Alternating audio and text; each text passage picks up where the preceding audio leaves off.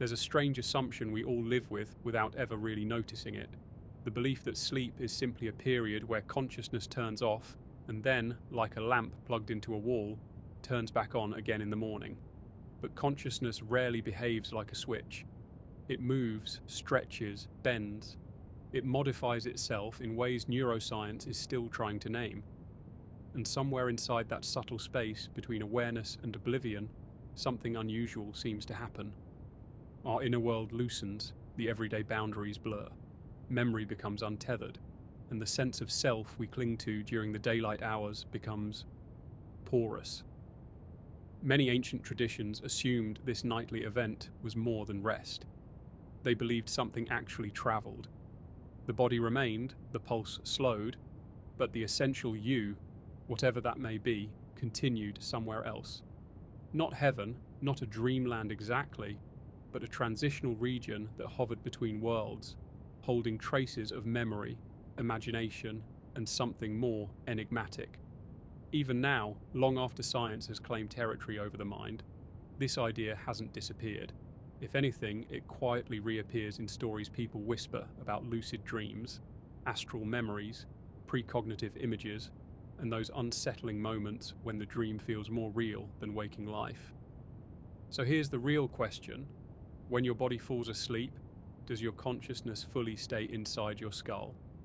Or does it slip into some liminal expanse, some deep architecture of memory and possibility, where the rules grow uncertain? Traditionally, humanity's assumption was simple. Dreams weren't just dreams. They were places, legitimate places.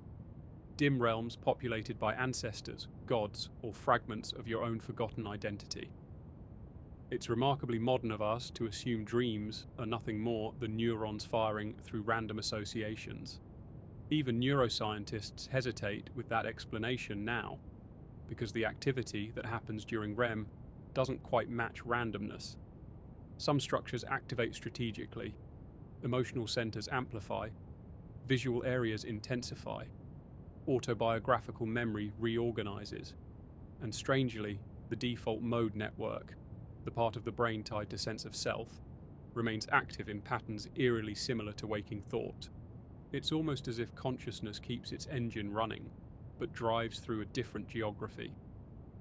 There's a concept in anthropology sometimes called liminality, the in-between phase where identity becomes uncertain. Initiation rites used this deliberately. Participants were separated from everyday life and placed temporarily into a symbolic world between what they were and what they were becoming. That's precisely what sleep resembles. In waking life, you're anchored to a body and a history. In sleep, those anchors loosen. Memory dissolves and reforms. Identity becomes fluid. The you that wakes up isn't exactly the same as the one that fell asleep. What if this nightly dissolution isn't a byproduct of biology, but the point of it? If consciousness really is something more than electrical chemistry, then sleep may be the moment when that something slips beyond the edge of physical control. Modern researchers sometimes observe that dream consciousness holds qualities of perception that shouldn't exist if all stimuli were internal. People report receiving information they shouldn't have known. They dream of people calling right before those people actually wake them. They experience environments they later confirm but had no previous exposure to. These are anecdotal, yes, but strangely consistent across cultures and centuries. When data repeats across millennia, it's irresponsible not to at least wonder. The body sleeps, but something continues. Something drifts. Imagine awareness as a tether, not a location. Connected to the body, but not confined by it. During waking hours, the tether is tight, anchored by activity, sensation, and physical consequence. But during sleep, the tether slackens. You're still connected, but not in the strict sense. There's a looseness, a slack line, as though consciousness moves further from the body while still remaining attached. Maybe that's why waking suddenly from a dream feels like snapping back from somewhere instead of simply resuming. The return is abrupt, jarring. You're not just waking, you're being pulled back. People don't say, "I switched awareness back on." They say, "I came back," as if from somewhere else. And the strange thing is, you don't just return with random noise, you return with fragments, emotion, atmosphere, meaning. The dream may not always give you a literal narrative, but it imprints you with something.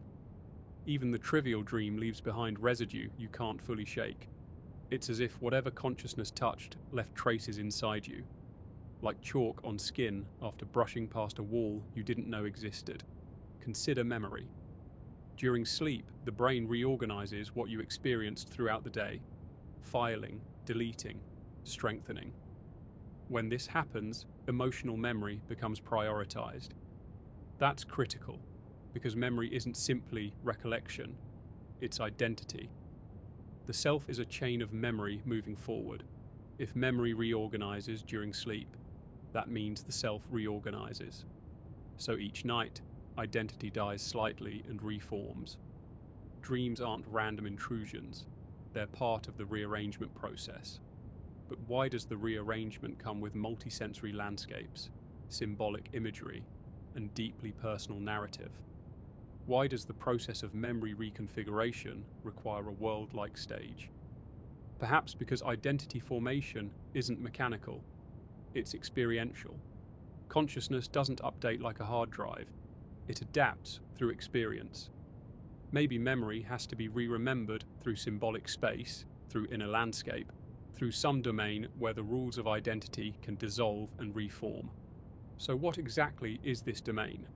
Some traditions said the soul left the body at night, not permanently, just temporarily, travelling to a region between life and whatever comes next. Others claimed it wasn't travel outward, but inward, into a vast interior realm that wasn't simply psychological. Notice those aren't actually opposite ideas. Whether consciousness moves inward or outward depends entirely on whether consciousness originates inside the body or beyond it. Science hasn't answered that yet. It observes the brain correlates, but it still cannot explain why experience exists at all, which means the location of consciousness is still an open question. There's evidence that during deep sleep, the nervous system shifts into a state of profound detachment from external input. That might sound isolating, but detachment isn't emptiness. It's the absence of physical interference. The external senses quiet, internal signals dominate. Without physical noise, something else emerges, an internal environment. But the internal environment feels external. It feels like a place, not a thought, a location, not an idea. Why would the brain create immersive external landscapes when it doesn't need to? Unless that landscape isn't created, it's accessed. There's another curious fact. During sleep, brain waves resemble meditative states observed in advanced practitioners capable of inducing reported out-of-body sensations. Neuroscience still calls those subjective phenomena, but even calling them subjective doesn't eliminate them. Subjective events are still real experiences. The content of a dream is experienced phenomenally. It is as real while you're in it as waking life. Only when consciousness reattaches to sensory input does the comparison make the dream feel less substantial. But the dream itself never claimed to be imaginary. Only waking life insists on that classification afterward. Imagine being inside a room. When you step into another room, the first one doesn't disappear. It still exists behind the door, but your perception shifted location. Waking life may simply be one perceptual room among many, and sleep might be the transition into another adjacent chamber of consciousness. The transition doesn't mean the chamber is imaginary. It might be as real as any other space, just less physically structured. And then comes the unsettling question: what if sleep is rehearsal for something else, a nightly return to a state we might eventually inhabit permanently? After all, death is often described as a transition. Sleep is like a miniature transition, a practiced dissolution of physical identity. We enter darkness, lose bodily agency, drift into symbolic realms, detach from linear time, and re-emerge altered. That's precisely how some traditions describe the passage after death. Modern science refuses to label these experiences metaphysical, but interestingly, it also can't fully explain why consciousness behaves this way at night. The brain could simply turn off, but instead, it generates entire realities. It constructs identity, dismantles identity, and rebuilds identity. This is far more elaborate than rest. Something purposeful is occurring. Something elaborate, something transitional. Notice how dreams rarely feel entirely personal. They feature strangers, collective symbols, ancient settings, unknown architecture. Why would personal memory need such expansive geography? The presence of unknown imagery implies access to something beyond the purely individual storehouse of memory. A shared unconscious, a collective archive, or a deeper layer of consciousness not limited to individual biography. And if dreams access something collective, then consciousness during sleep may drift into a communal region rather than an isolated mental projection.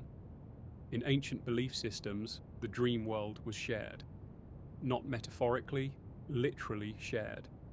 Individuals entered a collective domain, encountering souls, ancestors, guides, and sometimes entities that didn't belong to any personal memory system. Even if we don't interpret those entities literally, the consistency of these reports across cultures suggests a shared experiential architecture. Maybe consciousness participates in a nightly migration into a liminal field, one that shapes identity, memory, and meaning. A kind of inner continent that each person travels without fully remembering the journey. Some researchers studying memory consolidation suggest consciousness might briefly lose its self-model, then rebuild it using dream content. That's remarkable because losing the self-model is almost the definition of what many cultures call temporary death, a symbolic death each night, followed by rebirth each morning. The fact that this process happens automatically implies it's essential for survival. But essential to what?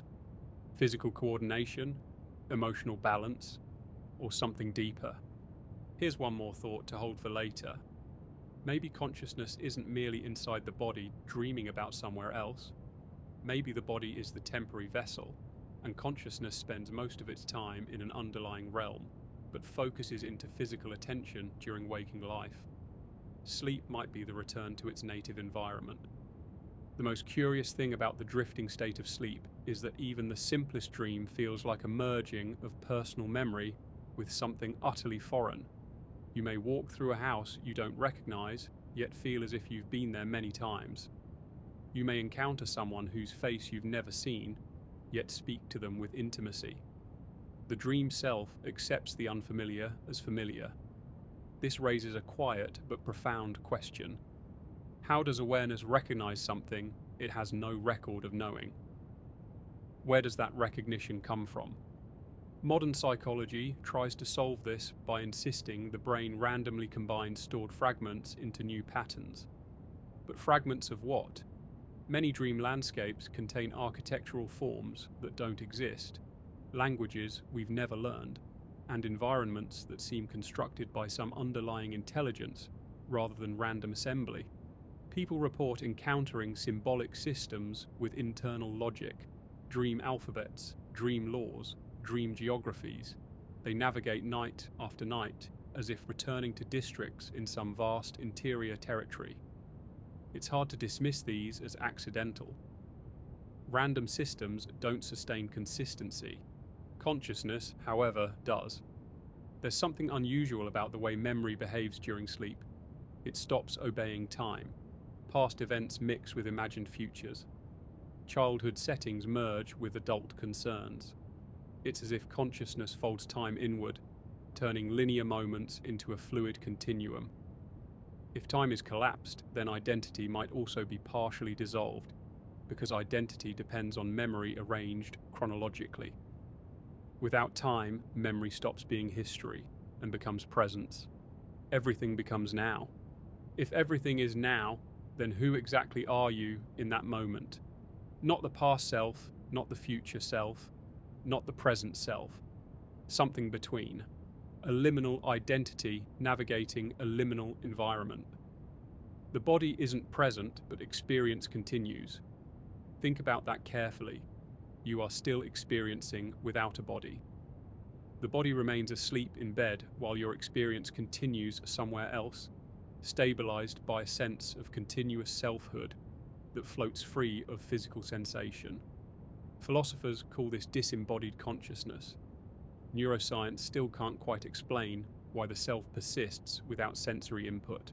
The predictive processing model claims the brain continues generating a model of reality internally, but that answer simply describes the phenomenon rather than explaining why consciousness experiences it. This drifting identity feels thinner, more fluid, like it's constructed out of atmosphere rather than matter. But just because something is subtle doesn't mean it's imaginary. Air is subtle, but undeniably real. The electromagnetic fields around your body are subtle, yet measurable. The subtle states of sleep consciousness might be as real as any waking state, simply operating on a different register of existence. If the body is the dense expression of your being, then the dream self might be the more fluid version, able to move through spaces not limited by physical constraint. People who engage in lucid dreaming report something astonishing. When awareness becomes fully conscious inside a dream, the dream world becomes more real, not less. Colors intensify, sensations sharpen, space acquires depth. There's a coherence that almost surpasses waking perception. That's incredibly difficult to explain through the random neural firing model. If the brain is simply misfiring information, how does consciousness produce perception more vivid than the physical senses? Unless consciousness isn't merely reacting to internal noise, it's perceiving something. One hypothesis rarely discussed publicly is that subconscious states might access layers of reality normally filtered out by waking attention. During the day, the mind limits perception to what is physically relevant for survival: danger, movement, food, tasks. But at night, survival requirements pause. Attention shifts inward or perhaps outward into a broader field. Suddenly, the floodgates of perception loosen. If there's an underlying reality beyond physical senses, sleep could be the moment awareness drifts into that deeper field. The problem is, when consciousness returns to the body, the brain has to translate that field into memory, and memory is always imperfect. So what remains are symbolic fragments, impressions, metaphor. Think of sleep as a diver entering deep water. Down there, visibility changes. Pressure shifts. Colors behave differently. The diver still exists in a real environment, but perception is shaped by unfamiliar rules. When they return to the surface, language fails to convey what water truly felt like. Immersive, fluid, continuous. In the same way, when consciousness returns to waking life, dream reality can't be fully expressed in ordinary language. Instead, it becomes narrative, metaphor, symbol. But that doesn't mean the environment itself was symbolic. It means waking language cannot adequately describe it. Another intriguing clue lies in the border moments. Those fleeting transitions when consciousness shifts between waking and dreaming. Historically called hypnagogic and hypnopompic states. These are the edges where the drifting becomes visible. People report luminous shapes, voices, geometric patterns, spatial movement, and sometimes a sense of presence not originating from themselves. If dreams were merely internal monologues, why would so many people experience contact with entities? Anthropologists noticed the universal presence of dream visitors in every culture studied, from ancestral spirits to teachers to shadowy figures. The form varies, but the role is consistent. Something not belonging to the dreamer appears inside the dream. Skeptics dismiss these as hallucinations generated by the mind. But why would hallucinations consistently simulate encounter rather than imagination? Encounter implies interaction. Interaction implies agency, and agency implies something else is present. Even the experience of being watched in a dream suggests the presence of another viewpoint, another awareness. The mind doesn't need to simulate another consciousness for memory consolidation. So where does that presence originate? If the sleeping state truly opens a door, then maybe some forms of consciousness simply exist in adjacent layers and become perceivable only when the physical senses are muted. Most people assume emotions in dreams originate internally, yet there's a curious fact. Emotional intensity in dreams often feels disproportionate to the visual scenario, as if the emotion doesn't match the imagery, like a signal coming from somewhere else. What if dreams are emotional maps rather than visual landscapes? The vision provides a metaphor for navigating emotional or energetic information. The scenery is symbolic, but the emotional current is real. That would mean sleep allows consciousness to process emotional energy flowing from beyond personal memory, perhaps from collective consciousness. If that's true, then drifting during sleep isn't just personal, it's communal. Consciousness may temporarily merge with a field containing the emotional residues of countless minds. That could explain why dreams sometimes reveal fears we've never consciously entertained, or wisdom we never consciously learned. It could explain why dreams occasionally feel as though they belong not to us, but to humanity itself. There's also the unsettling phenomenon where dreams deliver information about future events. Traditional science disputes precognitive dreams, but the data collected informally over centuries is overwhelming. People dream of tragedies before they happen, re-encounter lost loved ones, or sense emotional events occurring at a distance. If consciousness remains confined to the body, such occurrences shouldn't happen. But if drifting consciousness moves within a field where time is less linear and information less constrained, then glimpses of potential futures become plausible. The future may not be predetermined, but it might already exist as probability patterns observable under certain conditions. Dream consciousness could perceive those patterns more freely than waking attention, which is limited by physical focus. It's possible that the drifting state is a form of information gathering, not through memory, but through presence.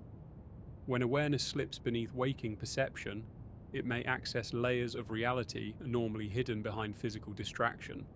The subconscious might function like a vast sensory system, perceiving what the conscious mind cannot. In that case, dreams aren't symptoms, they're translations. Sleep would be the nightly immersion into a subtler medium where consciousness continues experiencing reality in a non-physical format. Another overlooked aspect is this. When we sleep, the body becomes still, but consciousness becomes strangely active. Dream narratives unfold with intricate timing. Characters appear and disappear, events follow symbolic logic, and the dream self responds fluidly. That implies agency. Something is choosing, navigating, reacting. The brain doesn't orchestrate these choices consciously. The conscious personality isn't directing them. So who is? If the conscious personality loosens, perhaps the deeper self, the one beneath the daily identity, takes the wheel. That deeper self might be what cultures referred to as the soul. Not a religious concept necessarily, but a word for the underlying continuity of awareness that survives the shifts of memory and identity. This deeper awareness could be the part of you that drifts. The conscious ego dissolves temporarily, revealing the fundamental observer beneath. Perhaps sleep is the interval when the ego releases control and the deeper awareness returns to its natural domain, one not limited by physical space or personal memory. If that's true, then waking life might be the temporary state, and sleep the return to something more foundational. The body experiences waking as primary because physical survival requires attention, but consciousness may experience waking as a brief intermission between far larger realities that remain hidden during daylight.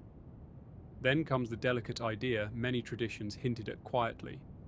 Consciousness might exist on multiple levels simultaneously, and sleep is the moment when the focus shifts from one layer to another.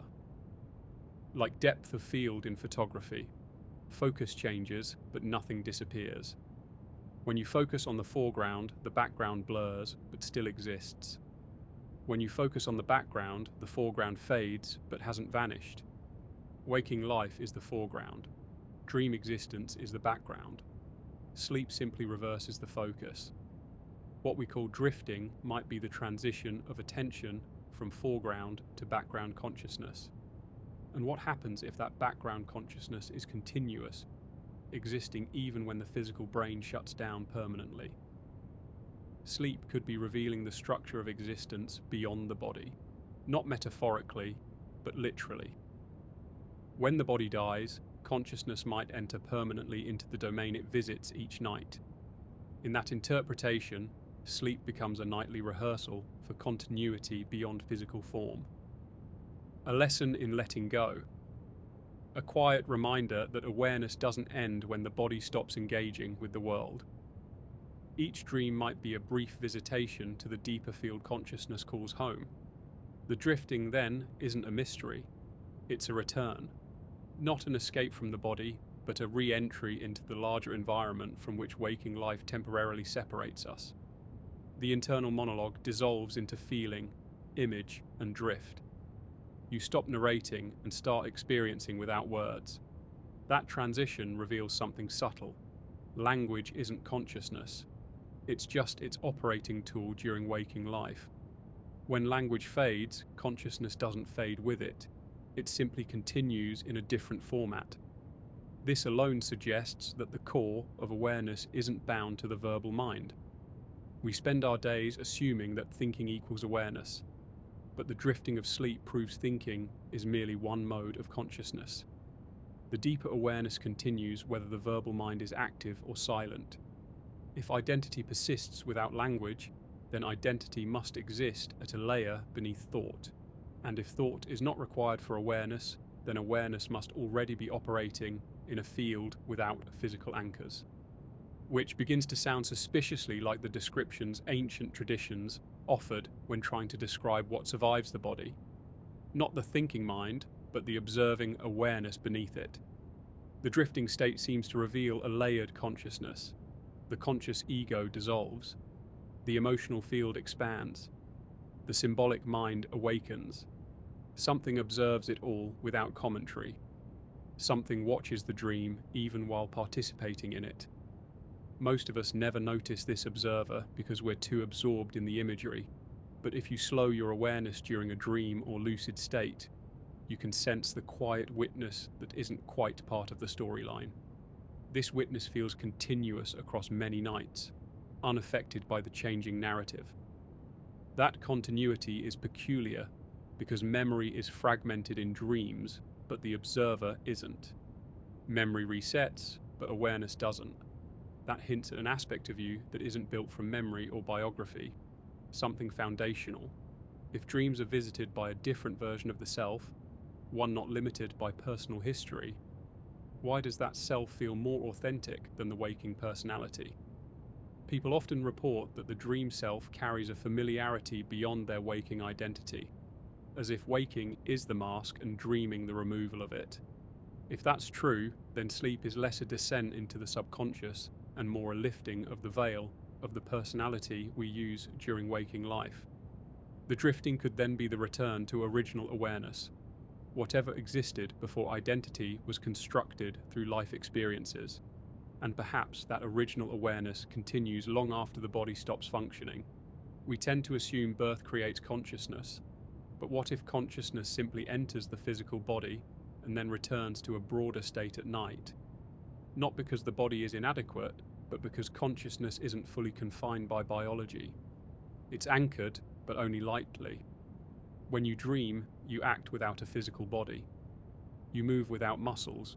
You perceive without eyes. You speak without vocal cords. You think without the brain's linguistic machinery. Something inside you generates reality without requiring physical instruments. That implies awareness has internal mechanisms independent of physical form. Or perhaps physical form is simply the external interface of a much deeper intelligence. The drifting shows what remains when the physical interface powers down. It's also worth noticing how dreams carry a faint sense of memory of something beyond personal experience, like déjà vu detached from waking life. People say things like, "I've been here before," about dream locations that have no grounding in waking reality. Why would the mind simulate familiarity in an unfamiliar environment unless that familiarity was real on some level of experience? Dream continuity across nights suggests the dream environment has structure independent of the body. You return not only to familiar imagery, but to familiar atmospheres, as if the geography of dream space persists whether you remember it consciously or not. Some neuroscientists studying dream mapping have noted that repetitive dream environments tend to emerge without clear origin in personal memory. These environments often evolve as if they have history independent of the dreamer's waking life. That evolution implies continuity. Continuity implies persistence. If something persists independent of waking identity, then the space you perceive during sleep might be a real domain in its own right, not just a projection of personal biography. This idea grows even stranger when you consider dreams that contain knowledge outside personal experience. Languages you don't speak, technologies you've never seen, architecture that follows rules no known culture uses. Are these creations of the subconscious, or are they glimpses into other forms of consciousness? A peculiar detail often overlooked is that dream experience doesn't just show unfamiliar imagery, it often teaches. Characters instruct, guide, warn. Something in the drifting state behaves like a tutor. If dreams were random noise, why would they contain structured teaching moments? Why would so many people report receiving guidance, insight, or direction from figures they don't consciously know? One hypothesis is that the drifting consciousness enters a collective substratum where other intelligences reside. Not necessarily separate personalities, but aspects of a larger awareness that humanity taps into unconsciously. Carl Jung named this the collective unconscious, but the idea is far older. Indigenous cultures believed dreamtime was a communal plane populated by ancestral knowledge and spiritual presence. Ancient Greeks believed dreams were communication from gods or demons. Even now, many cultures take dreams seriously as sources of information rather than random hallucination. If drifting consciousness merges with a collective field, then personal identity becomes permeable at night. This permeability allows something broader than the self to enter awareness. Not possession, but communion. A blending of insight, emotion, and symbol drawn from a larger intelligence. This could explain why dreams reveal truths the waking mind resists. The conscious ego protects itself from information that threatens its narrative, but the drifting awareness isn't controlled by ego defense mechanisms. It may access insights the waking self would reject. This ability to pierce self-deception might be why dreams feel unsettling, not because they frighten us, but because they reveal aspects of reality we prefer not to notice. Hidden desires, unresolved grief, intuitive warnings. Things we suppress in daylight become visible in the drifting state. That doesn't make them imaginary. It makes them difficult to ignore. The drifting consciousness might simply be more honest about reality than the waking persona. Then consider memory of loved ones who have died. Many people describe dreams where the deceased appear vividly, not as symbolic figures, but as themselves. These encounters often carry emotional weight disproportionate to personal expectation. People wake with a feeling of presence that lingers long after the dream fades. The question is not whether the dream literally contains the deceased, but why the encounter feels so viscerally real. If drifting consciousness touches a plane where memory and identity continue after death, then the presence in dreams might be genuine contact, filtered through symbolic form, because the waking brain cannot fully translate that plane into physical perception. The idea of sleep as temporary detachment from physical form becomes even more intriguing when you examine near-death experiences. Reports from those who briefly cross the threshold consistently resemble dream states. Floating sensation, detachment from the body, panoramic memory, encounter with non-physical presence, and then a sudden return. The similarity is striking. If sleep and near-death consciousness operate on related neural mechanisms, then drifting during sleep might literally be a rehearsal for leaving the body permanently. Near-death experiences often include descriptions of a border, something like a threshold that cannot be crossed. The drifting consciousness may approach that border nightly, exploring its edge but never crossing fully. Dream researchers rarely admit the possibility, but there's an undeniable overlap in descriptions of lucid dreams, near-death states, and certain meditative experiences. All involve a sense of separation from the physical body, expanded perception, altered identity, and immersion into non-ordinary reality.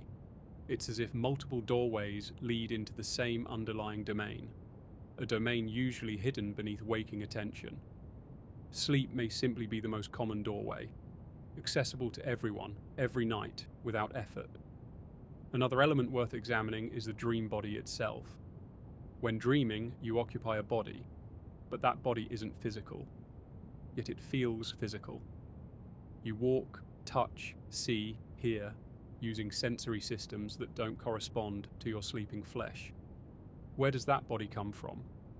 If it were a projection of memory, it would resemble the physical body precisely, but people often find themselves inhabiting different forms, younger, older, or not human at all.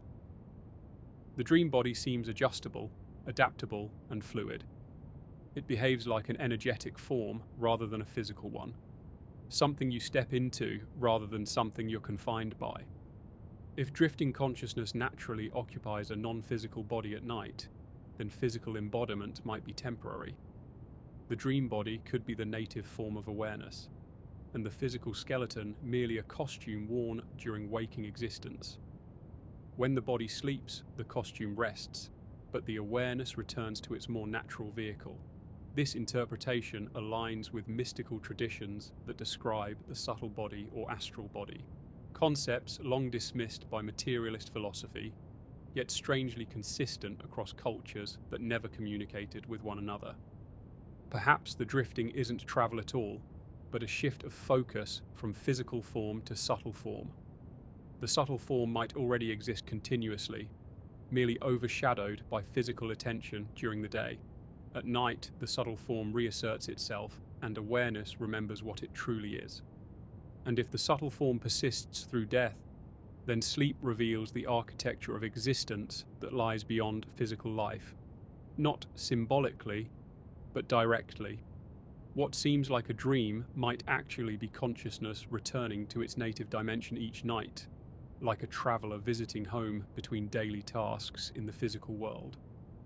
There's an idea that appears quietly in many ancient texts, rarely stated plainly but always implied, that during sleep the boundaries of self soften enough for consciousness to mingle with what lies beneath reality. The physical world might be only the surface, like skin stretched thin over something deeper and more fluid. When the senses withdraw, when the body becomes still, awareness may simply slip beneath that surface, not descending into imagination, but returning to something more original. You can almost feel it sometimes, the sensation of falling without moving, drifting downward into a depth that feels familiar, even though you can't describe it. The body remains on the bed, but awareness seems elsewhere, swimming through currents that don't belong to waking life. What's especially strange is how this drifting often feels guided. Dreams don't unfold as pure chaos. They move with a hidden logic, like tides following the pull of something unseen. There are currents of memory that draw you into scenes you didn't intend to revisit, emotions that surface as if summoned, landscapes that seem to know you better than you know yourself. If all this were a product of random neural activity, why would these currents feel purposeful? Why would consciousness follow them so naturally, as though responding to something familiar? It's possible that sleep reveals the architecture of a deeper reality layered beneath physical experience. Scientists exploring consciousness sometimes admit carefully that subjective experience during sleep refuses to behave like simple brain activity. The brain remains active, yes, but activity doesn't explain immersion. Something about sleep resembles entering another environment rather than simply losing awareness of this one. The dreaming mind doesn't just imagine a world, it inhabits it, it reacts to it, it learns from it. Experience continues even when physical input ceases. This leads to a delicate possibility. Perhaps awareness during sleep isn't hallucinating at all. Perhaps it's perceiving something, not with physical senses, but with another form of perception that waking life suppresses. If ordinary perception is filtered through the body, sleep might remove the filter. The result could be a form of perception unconstrained by physical limits. Sensory, but not sensory. Real, but not material. There have been countless reports throughout history of people sharing dream environments, meeting the same figure, or experiencing similar symbolic landscapes without any communication beforehand. Anthropologists studying dream-sharing rituals discovered entire communities that believed dreams were communal, not personal. Children and elders compared dream encounters to confirm which beings were genuine presences and which were internal distortions. While modern culture treats such stories as myth, the consistency across civilizations suggests something more than coincidence. If drifting consciousness enters a shared domain, then identity at night becomes porous by design. It may brush against other minds, encounter other forms of consciousness, or drift into the collective memory of our species. Some dream researchers quietly suggest that dreaming could be a byproduct of consciousness engaging with the informational structure of reality itself, an ocean of meaning beneath the physical world. The drifting state might be immersion into that ocean. Another intriguing clue is the sense of timelessness. Dream events don't follow chronological order. Past and future blend as if time has loosened. This mirrors descriptions from people who undergo deep meditation or near-death experience. Time stops behaving like a line and becomes something else. More like a fluid dimension consciousness moves through, rather than something it's trapped inside. If time loosens during sleep, then memory may not be confined to personal history. It might reach into layers beyond personal existence. This could explain why dreams sometimes arrive with knowledge that feels older than you are, as if consciousness remembers something beyond the current lifetime. People occasionally describe dreams that carry a sense of ancient familiarity, as though awakening into a memory that predates their physical birth. The drifting awareness sometimes feels older than the body, wiser, quieter, more observant, as if watching your life rather than being defined by it. If something observes your life rather than simply living it, then perhaps every night is a gentle return to that observational vantage point. The observer sees the day's events, reorganizes them, places them into context, and then releases the narrative of waking identity until morning. This observing awareness might be what remains after death. Not the thinking persona, but the quiet witness that has been watching your entire life unfold. Sleep gives that witness room to breathe. There's also the mysterious experience of presence, the feeling that something or someone stands just out of view in dreams. Not a character, not an intruder, but a kind of awareness that shares space with you. This presence feels neither threatening nor comforting. It simply exists. Many people describe dreams where they know they aren't alone, even though no figure is visible. That sensation is difficult to explain neurologically. The brain doesn't need to simulate a witness to reorganize memory. Yet dreams repeatedly present this sensation, as if another awareness is observing alongside you. It could be your deeper self, or something beyond the self entirely. Something that doesn't enter the physical world but becomes perceptible when the body sleeps. If awareness drifts into a shared domain, it might naturally encounter other presences that dwell within that layer. Many cultures believed ancestors remained accessible during sleep, not because they journey to us, but because we journey closer to where they now exist. The drifting would then be the gentle approach toward that realm, a nightly visitation just short of crossing a boundary, we're not meant to cross permanently yet. Dreams of deceased loved ones often carry a sense of authenticity stronger than waking memory. People describe conversations that feel more real than anything experienced during daylight. The emotional clarity is almost piercing.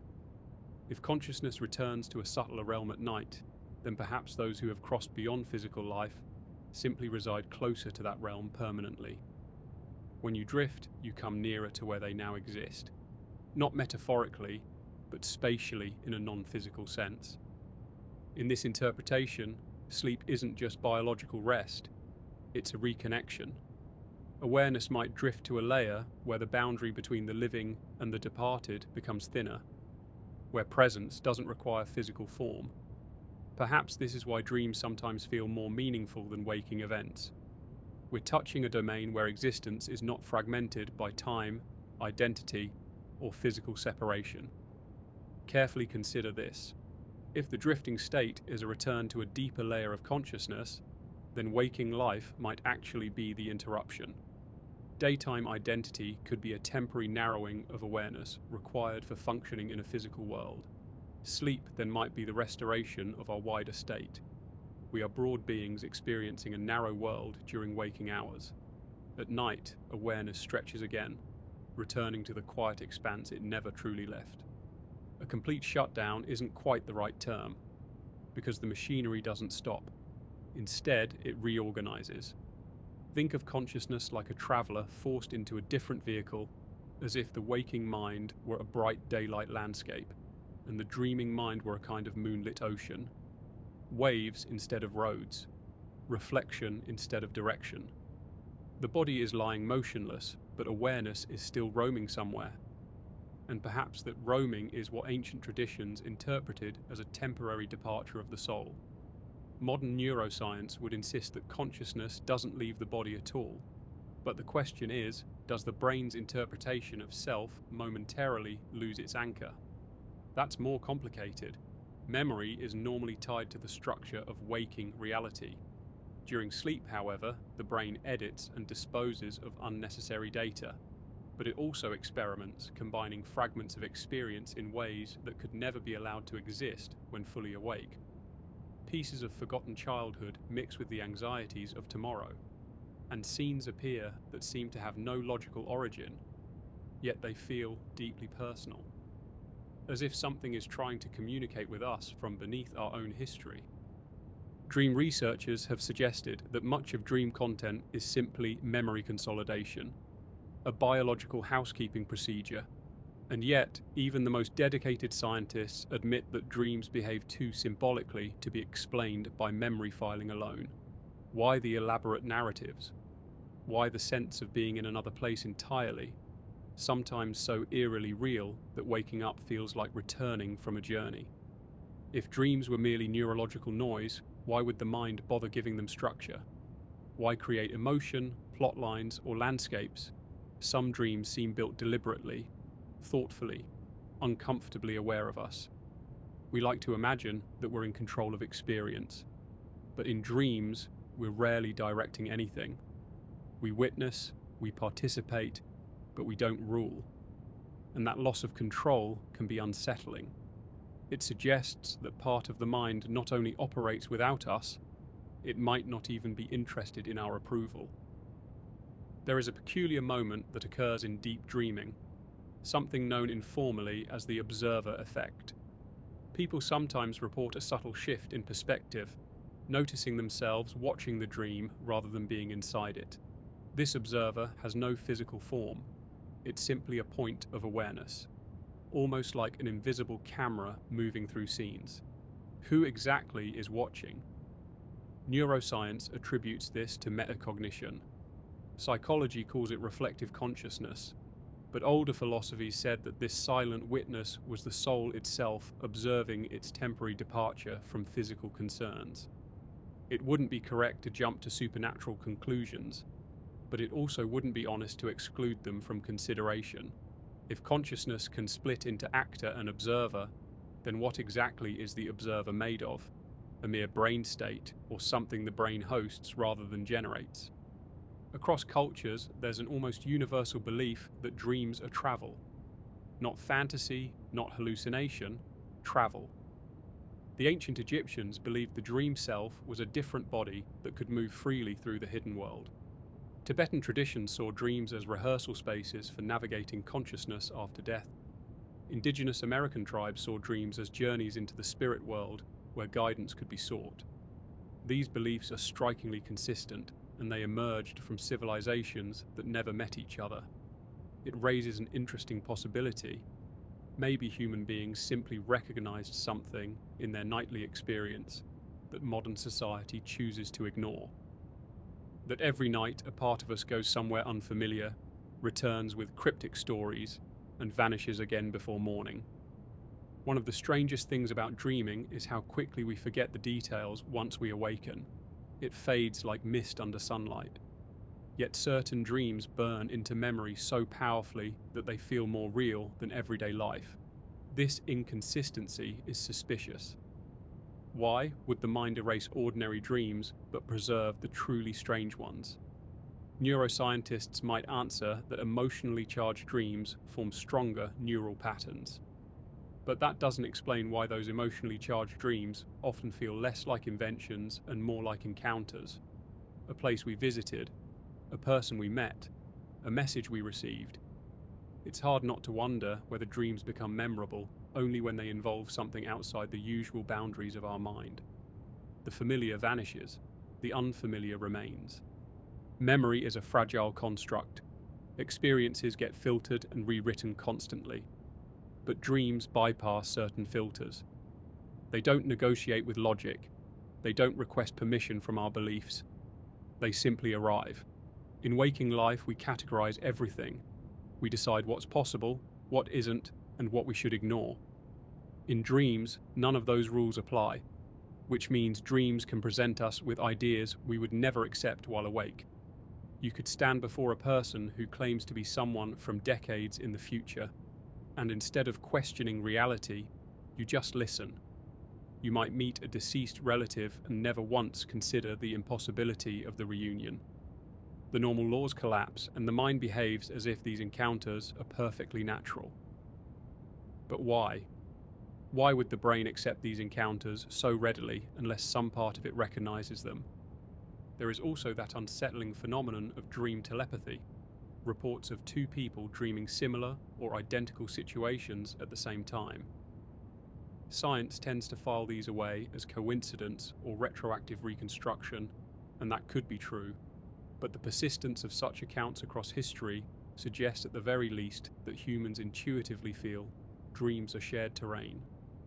Not always shared intentionally, just shared by nature. Hundreds of isolated cultures believed in dream communication without any contact between them. It's possible they were all mistaken, but it's equally possible they were observing something modern society hasn't figured out how to measure. After all, absence of evidence is not evidence of absence. It's just evidence of limited tools. That idea of a shared dream space appears repeatedly in myth, a domain where the living and the dead cross paths, rarely but unmistakably. People throughout history have reported dreams in which they meet a person who has died, and instead of appearing symbolic, the person behaves fully awake, saying things the dreamer didn't know but later confirmed.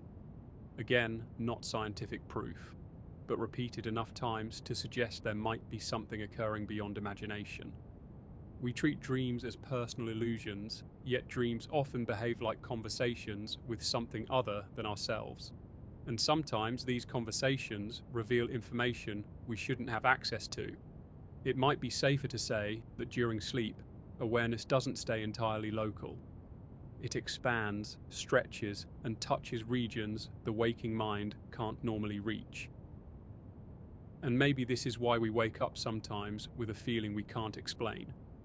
A sense that something happened, something meaningful, something that didn't belong to the logic of daytime reality.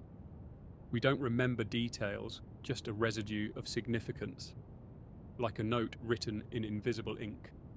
Something inside us insists that we were somewhere else, even though memory refuses to cooperate. It's like returning from a trip without photographs, only the feeling of travel itself. There was a study where people awoke during REM sleep and were asked to describe their dream state. Many reported something interesting, not the images or the story, but the sensation of movement, floating, gliding, travelling through rooms or landscapes that didn't correspond to real places. Some felt directed by something unseen, as if being guided somewhere. The more they described it, the more it began to resemble ancient accounts of soul wandering. You don't have to interpret that literally for the idea to remain fascinating.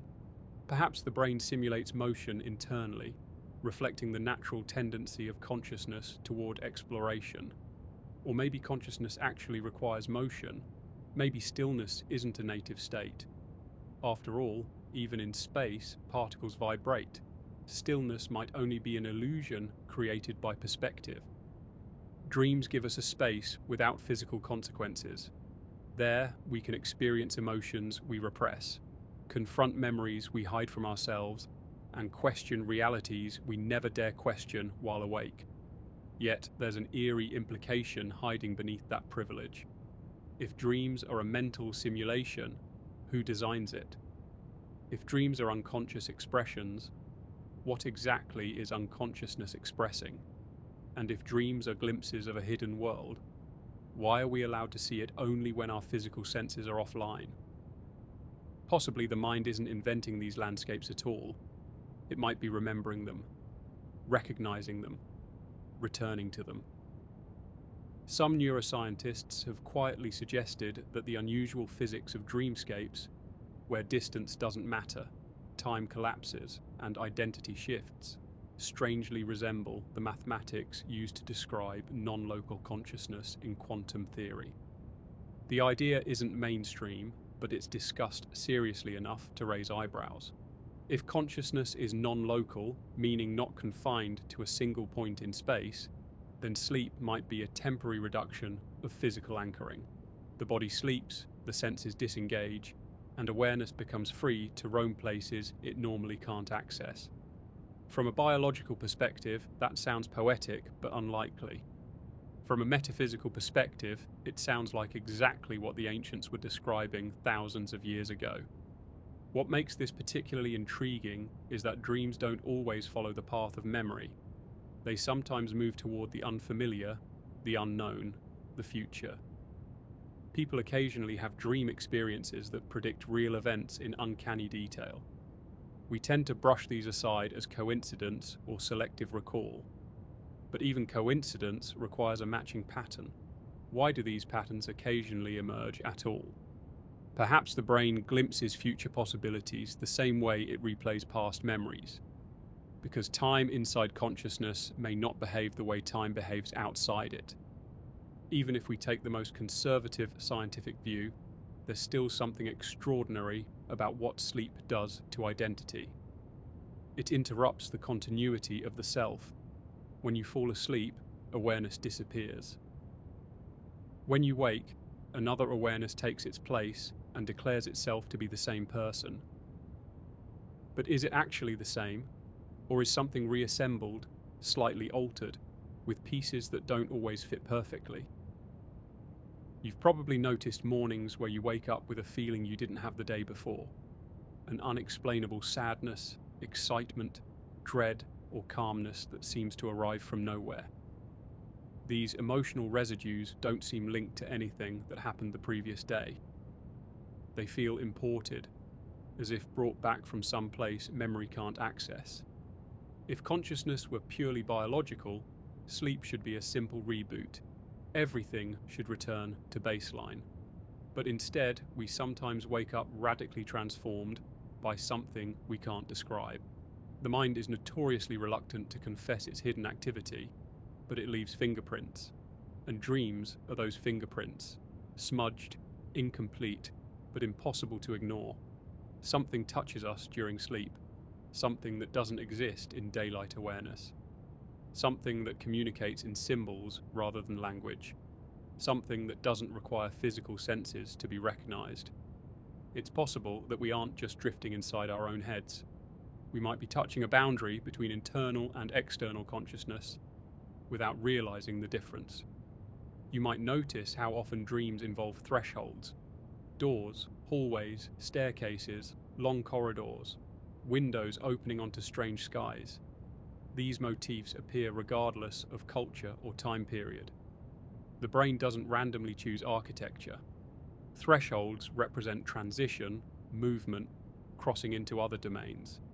And even if dreams are purely neurological constructs, they consistently point to an awareness of the in-between. That strange liminal territory where identity loosens its grip and becomes something else. The you that dreams may not be the same you that wakes, and yet both feel equally valid while they exist. So which one is real? Perhaps neither. Or perhaps both share a deeper origin the waking mind can't directly access. There's an old idea from certain mystical traditions claiming that sleep is a miniature rehearsal for death. The body remains here, unmoving, while the inner awareness travels elsewhere, detached from physical senses. When morning comes, awareness returns, and the body continues as if nothing happened.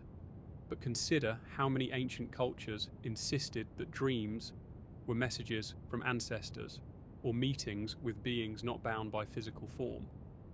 What if those weren't metaphors? What if the mind simply forgets most of those encounters, because memory belongs to the waking self, not the dreaming one? And when one self returns, the other fades, like a story told by someone whose voice we can't quite remember. There is also the unsettling possibility that consciousness doesn't originate inside the brain at all, but uses the brain as a kind of interface.